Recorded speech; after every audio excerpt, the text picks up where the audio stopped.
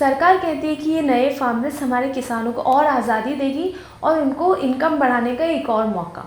लेकिन हमारे किसानों ने ऑब्वियसली इसे रिजेक्ट कर दिया है और ख़ुद के कुछ डिमांड सामने रखे हैं।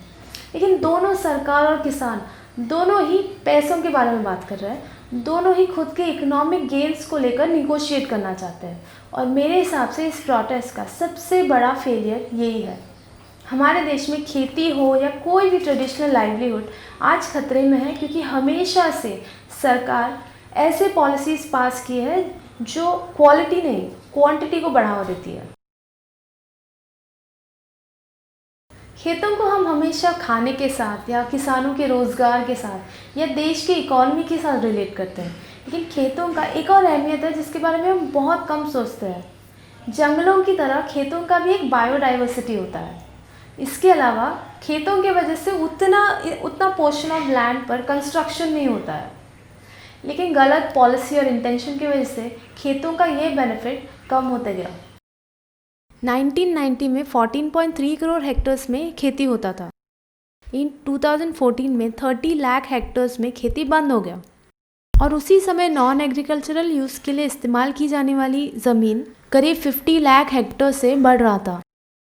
इसके पीछे मेन दो वजह है।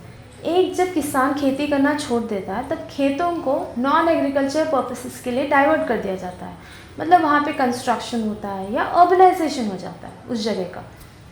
दूसरा, जब ग्रीन रेवोल्यूशन आ गया तब पेस्टिसाइड्स और केमिकल्स का इस्तेमाल इतना होने लग गया कि खेतों का जो एक पावर था इकोलॉजिकल बैलेंस मेंटेन करने का, वो पावर कम हो गया और खेती क्लाइमेट चेंज को ज़्यादा कंट्रीब्यूट करने लग गया।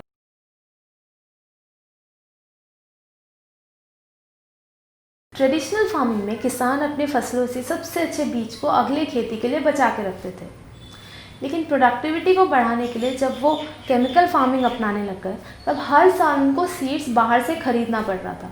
इस एडेड एक्सपेंस के अलावा हाइब्रिड सीड्स एक और बहुत बड़ा नुकसान कर रहा था। पहले हमारे देश में 70,000 चावल के वैरायटीज़ थे, लेकिन ग्रीन रेवोल्यूशन के आने से आज 70,000 में से सिर्फ 7,000 वैरायटीज़ ही रह गए। 1970 में आप जैसे देख रहे हो, चावल की खेती 10% भी नहीं होती थी। गेहूँ बहुत होता था, लेकिन दूसरे सीरियल्स की खेती करीब 15% होता था। पल्सेस करीब 10%, ऑयल सीड्स 5% और कॉटन 10%। 2010 में गवर्नमेंट पॉलिसीज़ की वजह से चावल का खेती 30% से बढ़ गया। गेहूँ अभी भी काफ़ी बड़े मात्रा में है, लेकिन पल्सेस, ऑयल सीड्स, सीरियल्स को मिलाकर मुश्किल से 2% खेती हो रहा है और कॉटन जैसे था वैसे ही है।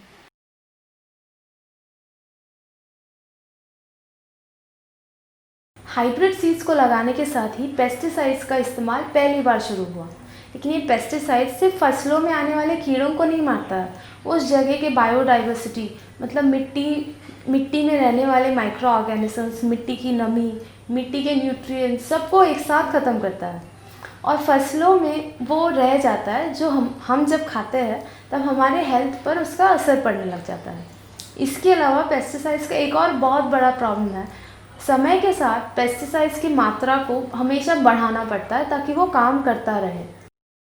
25 साल पहले 1 हेक्टर के लिए 1 बैग यूरिया काफ़ी था, लेकिन आज 1 हेक्टर के लिए 6 से 8 बैग यूरिया की ज़रूरत पड़ती है।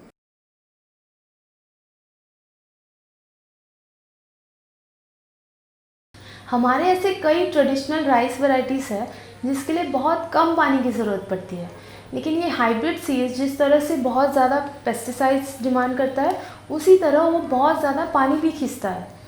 लेकिन हमारे गलत गवर्नमेंट पॉलिसीज़ के वजह से हमारे किसान एक पर्टिकुलर क्रॉप ही उगाते हैं, और चाहे वो मराठवाड़ा में गन्ने का खेती हो या पंजाब में चावल की खेती, लेकिन इस गलत खेती की वजह से हमारा भूजल ख़त्म होते जा रहा है।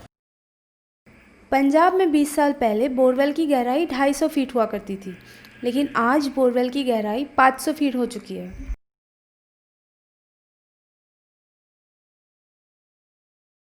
खेत में होने वाले फसल बारिश के अलावा उस मिट्टी के फर्टिलिटी पर भी डिपेंड करता है। ग्रीन रेवोल्यूशन के बाद से हमारे खेतों में मोनोकल्चर कल्टीवेशन मतलब सिंगल क्रॉप कल्टीवेशन शुरू हुआ।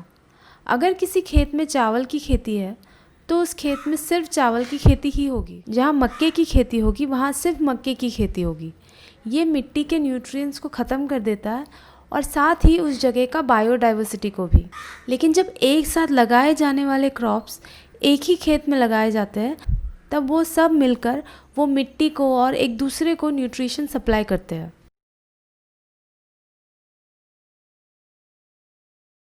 ट्रेडिशनल फार्मिंग में किसान हमेशा से आत्मनिर्भर रहा है। उनके पास खुद के सीड्स होते थे, खुद का खाद होता था, वो बाहर से कुछ नहीं खरीदते थे। लेकिन केमिकल फार्मिंग ने किसानों को कॉर्पोरेट कंपनीज पर डिपेंडेंट कर दिया है, सीड्स के लिए, पेस्टिसाइड्स के लिए, फर्टिलाइजर्स के लिए। कॉर्पोरेट कंपनीज के बिना वो आज खेती नहीं कर सकते हैं। तो आज जब वो प्राइवेटाइजेशन के खिलाफ लड़ रहे हैं, उनको एक्चुअली केमिकल फार्मिंग के खिलाफ लड़ना चाहिए। 2004 और 2006 के बीच स्वामीनाथन कमीशन ने 5 रिपोर्ट्स पब्लिश किए किसानों के समस्याओं का समाधान के लिए। इस रिपोर्ट में रेन वाटर हार्वेस्टिंग की बात हुई है, मिट्टी में से खोई हुई नमी और न्यूट्रिशन को वापस लाने की बात ही है, धान, पल्सेस, मिलेट्स, ऑयल सीड्स के लोकल वैरायटीज़ को कम्युनिटी ग्रेन बैंक्स और सीड बैंक्स बनाने की बात की है, लोकल उत्पादनों को और प्रोत्साहित करने की बात की है। अभी तक के सभी मांगों के साथ जब सस्टेनेबल फार्मिंग का भी मांग करेंगे तब दोनों किसानों का और धरती का फ्यूचर बना रहेगा। कैपिटलिज्म ने ट्रेडिशनल फार्मिंग के साथ ट्रेडिशनल नॉलेज को भी ख़त्म किया और ये लड़ाई उसके खिलाफ होनी चाहिए।